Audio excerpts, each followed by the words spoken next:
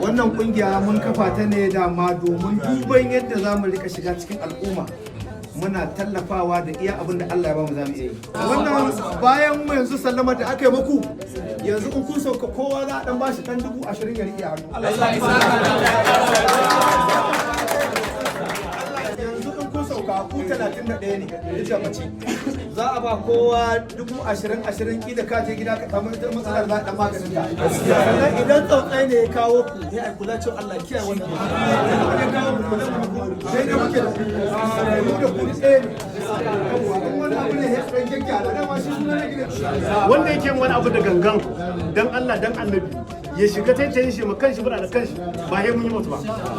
Mun gode wannan dama da Allah ya bamu kowa zai iya samun ta anan. Allah ya samu wannan dama shi ma zai iya taimakawa. Mun gode yanzu kamar da aka faɗa akwai tallafi da za a bayar wannan kungiya tatin ta bayar. Naira 20,000 wanda wani zai biya bashi a gida wani ma ya samu a ba.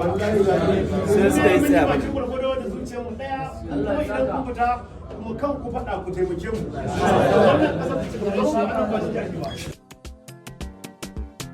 Gidan gyaran hali na ga gidan gyaran hali, gidan gyaran hali gidan da ke yin kwale-kwale, gidan gyaran hali gidan da ke boye hali, wanda ka gan shi ba fashi da ya kai kansa ba, kaddara ce ba ta wuce kowa ba a koda nan gaba, ba da sarai ba yi wa kai ba rigima ce ba, jarabawa ce duba, wanda ba shi da laifi ma kaddara ce ba ta wuce mai ba, duka wanda yake a ciki kar da ya ce ba zai fita ba, kuma in kuka duba har da kulawa kwa samu a ciki, sannan ku yi duba har da sana'u kwa koya a ciki, wataran sai labari tarihi za ka bari a ciki, watakila ka zama gwamna ko kwa shugaba na ƙasa na gani.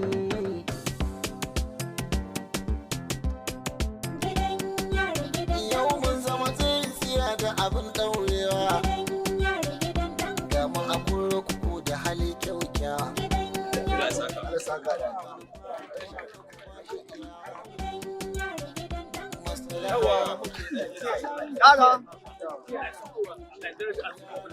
Amin, amin ya Allah, amin.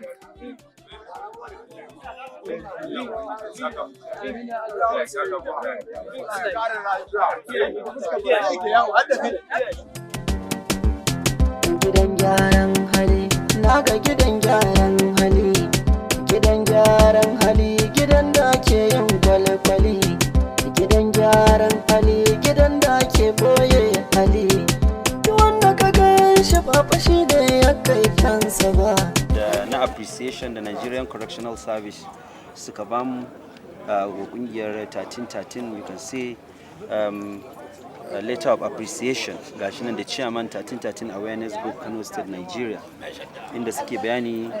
I wish to express our profound appreciation for your relentless support and concerns to this facility. In more specific terms, we remain grateful for the payment of fine for the releasing of the following inmates. Mutum 31 wanda muka yi gashi nan sign Abdullah Ibrahim, DCC, Assistant Controller of Corrections, in charge Goron Dutse Custodial Center. Thank you. Ba rigima ce ba, jarabawa ce duba, wanda ba shi da laifi ma kaddara ce ba ta wuce mai ba, duka wanda yake a ciki kar da ya ce ba zai fita ba, kuma in kuka duba har da kulawa kwa samu a ciki, sannan ku yi duba har da sana'u kwa koya.